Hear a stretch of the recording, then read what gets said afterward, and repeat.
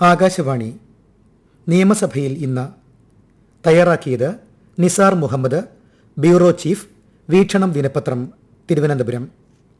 അവതരിപ്പിക്കുന്നത് അനിൽകുമാർ.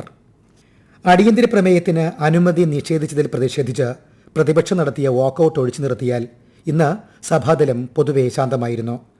അംഗങ്ങളുടെ ശ്രദ്ധ ക്ഷണിക്കൽ, ഉപക്ഷേപങ്ങൾ തുടങ്ങിയവ ശാന്തമായ അന്തരീക്ഷത്തിലാണ് പുരോഗമിച്ചത്. മുൻ തീരുമാനപ്രകാരം ഇന്ന് ചോദ്യോത്തരവേള ഒഴിവാക്കിയിരുന്നു. ഗവർണറുടെ നയപ്രഖ്യാപനത്തിന് നന്ദി രേഖപ്പെടുത്തുന്ന ഉപക്ഷേപത്തിന്മേലുള്ള രണ്ടാം ദിവസ ചർച്ചയിൽ ഭരണ പ്രതിപക്ഷ നിരയിൽ നിന്ന് 20 അംഗങ്ങൾ സംസാരിച്ചു. എല്ലപ്പുള്ളിയിൽ മദ്യനിർമ്മാണ കമ്പനിക്ക് അനുമതി നൽകിയതിന് പിന്നിൽ അഴിമതിയുണ്ടെന്നാരോപിച്ച് മുൻ പ്രതിപക്ഷ നേതാവ് രമേശ് ചെന്നിത്തല ചട്ടപ്രകാരം നോട്ടീസ് നൽകി. അതീവ രഹസ്യമായിട്ടാണ് മുഖ്യമന്ത്രിക്ക് താൽപര്യമുള്ള കമ്പനിക്ക് അനുമതി നൽകിയതെന്നും ഇക്കാര്യം ഇടതുമുന്നണിയിൽ പോലും ചർച്ച ചെയ്തില്ലെന്നും രമേശ് ചെന്നിത്തല ആരോപിച്ചു. കേരളത്തിൽ മദ്യനിർമ്മാണ കമ്പനി വേണ്ടെന്ന് തീരുമാനിച്ചത് നായനാർ സർക്കാരാണ്. പിന്നീട് വന്ന സർക്കാരുകളെല്ലാം അത് പാലിച്ചു. ദില്ലി മദ്യനയ കേസിന് സമാനമായ അഴിമതിയാണിതെന്നും രമേശ് ചെന്നിത്തല പറഞ്ഞു. ഒരു വിഭാഗം സർക്കാർ ജീവനക്കാരും അധ്യാപകരും ഇന്ന് നടത്തിയ പണിമുടക്കായിരുന്നു പ്രതിപക്ഷത്തിന്റെ അടിയന്തര പ്രമേയ വിഷയം. ഇന്ത്യയിലെ മറ്റേത് സംസ്ഥാനങ്ങളെക്കാളും കൂടുതൽ പരിഗണനയും ആനുകൂല്യങ്ങളും സർക്കാർ ജീവനക്കാർക്ക് നൽകുന്ന സംസ്ഥാനമാണ് കേരളമെന്ന് ധനമന്ത്രി KN ബാലഗോപാൽ അടിയന്തര പ്രമേയ നോട്ടീസിന് മറുപടി നൽകി.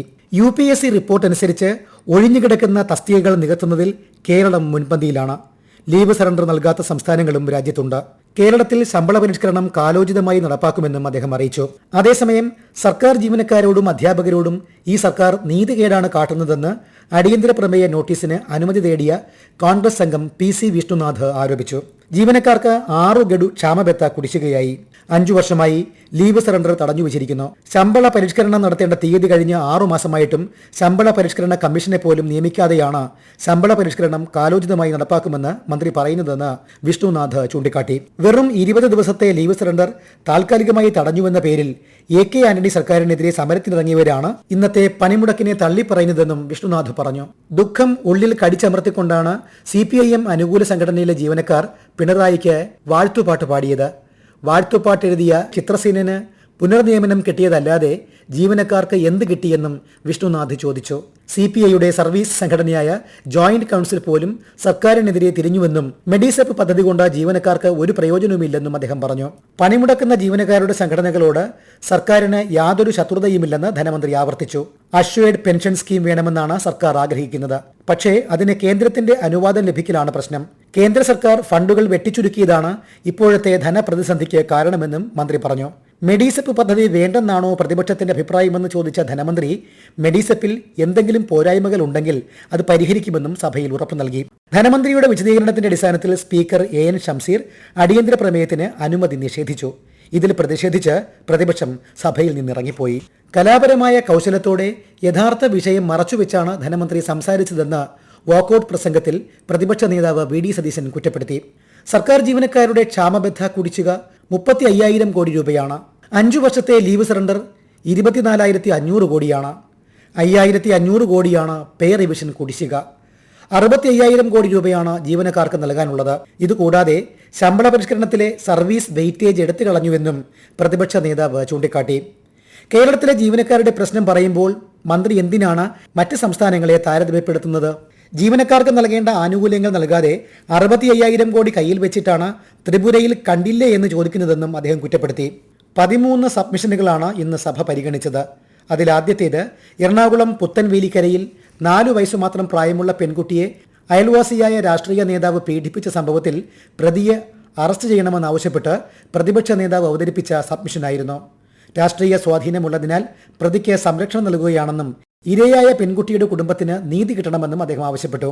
സംഭവത്തിൽ സുബ്രഹ്മണ്യൻ എന്നയാൾക്കെതിരെ പോക്സോ നിയമപ്രകാരം കേസെടുത്തിട്ടുണ്ടെന്ന് മുഖ്യമന്ത്രി മറുപടി നൽകി. ഒളിവിൽ പോയ പ്രതിയെ പിടികൂടുന്നതിനായി പ്രതിയുടെ ബന്ധുക്കളുടെയും ഫോൺ കോൾ വിവരങ്ങൾ ഉൾപ്പെടെ ശേഖരിച്ച് ഊർജിതമായ അന്വേഷണം നടത്തിവരികയാണ്. കുറ്റവാളികൾക്ക് യാതൊരുവിധ സംരക്ഷണവും നൽകുന്ന സമീപനമല്ല സർക്കാരിനുള്ളതെന്ന് പറഞ്ഞ മുഖ്യമന്ത്രി പ്രതിക്ക് പരമാവധി ശിക്ഷ ഉറപ്പാക്കുമെന്നും സഭയെ അറിയിച്ചു. മണിയാർ വൈദ്യുതി പദ്ധതിയുമായി ബന്ധപ്പെട്ട് സംസ്ഥാന സർക്കാരിന്റെ നയത്തെ വിമർശിച്ചുകൊണ്ട് പ്രതിപക്ഷാംഗം രമേശ് ചെന്നിത്തലയും സബ്മിഷൻ അവതരിപ്പിച്ചു.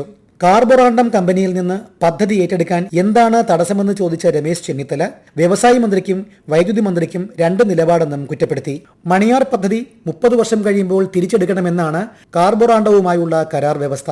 കമ്പനിക്ക് 25 വർഷത്തേക്ക് കൂടി കരാർ നീട്ടി നൽകുന്നത് 12ഓളം BOT പദ്ധതികളെ ദോഷകരമായി ബാധിക്കുമെന്നും ചെന്നിത്തല ചൂണ്ടിക്കാട്ടി.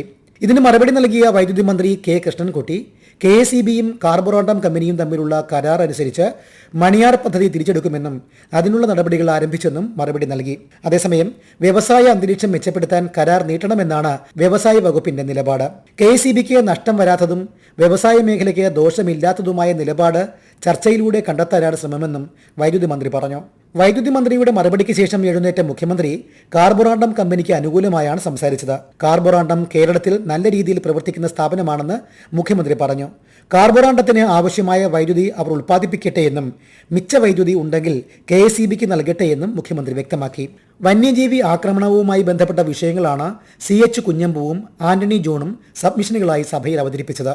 പുലിയുടെ ആക്രമണം ഭയന്ന് തന്റെ മണ്ഡലത്തിലെ ജനങ്ങൾക്ക് പുറത്തിറങ്ങാൻ കഴിയാത്ത അവസ്ഥയാണെന്ന് CH കുഞ്ഞമ്പു പറഞ്ഞു.